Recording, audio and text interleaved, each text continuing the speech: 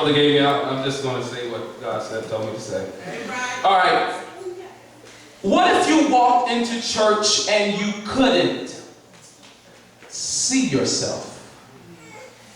I'm not talking about being visually impaired, but I'm talking about the fact that no one dared to show and share with you their scars. But would this be a perfect place? It would be surreal. The fact that no one had to deal with anything, and so this has to be the picture God painted for his church. The church he kneeled down to pray for as his spirit wheeled for another door. The church he sealed with his blood as it spilled from a distorted and mangled body on dirt to form mud as they killed God's stud. This church will be able to floss this stud around like the gloss beaming from perfect manicured nails was forged in his hands and feet. A crown of thorns attached itself to a thin layer of epidermis with no retreat, because this crown was made for this King of Kings. Whips would sing as they violently danced in the air, as they would tear through a butchered, sun-torched body that had been destined to be heir to the throne of God. This picture-perfect church will then be a fraud. Think it not odd that God in his glorified state will share his scars with people that didn't believe, and we act like stars that people can't reach. They only see us from a distance.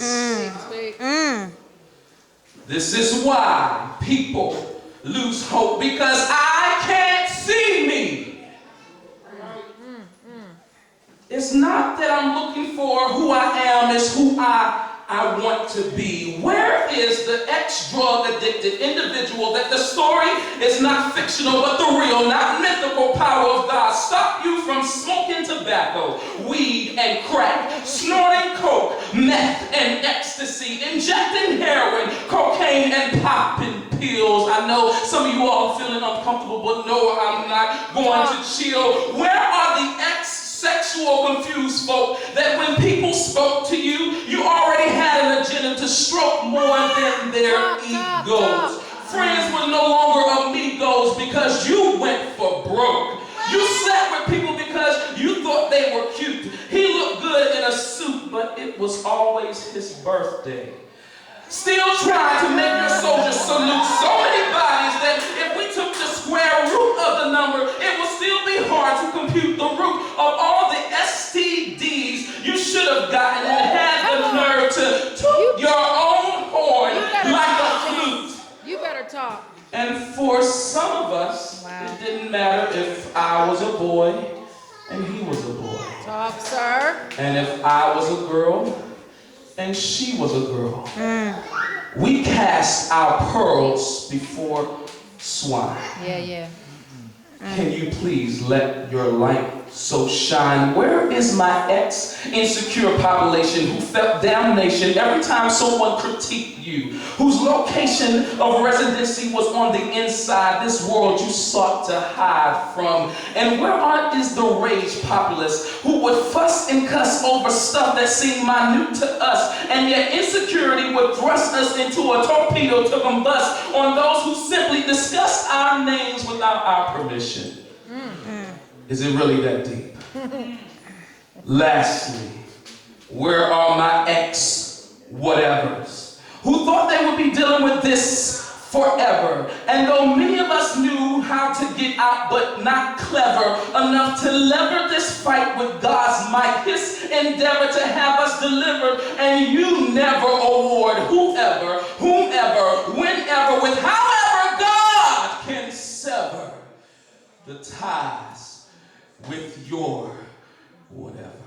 Come on. People need to know that there's hope. So God needs this church to find your ex and flex them in front of people who are perplexed about the fact that no one seems to have been in any wrecks, like sharing my testimony puts a hex on my salvation. On the contrary, my testimony isn't like dairy and I'm lactose intolerant. It's the cherry on top of a light that says, pretty please share me. I want to deal with this shame.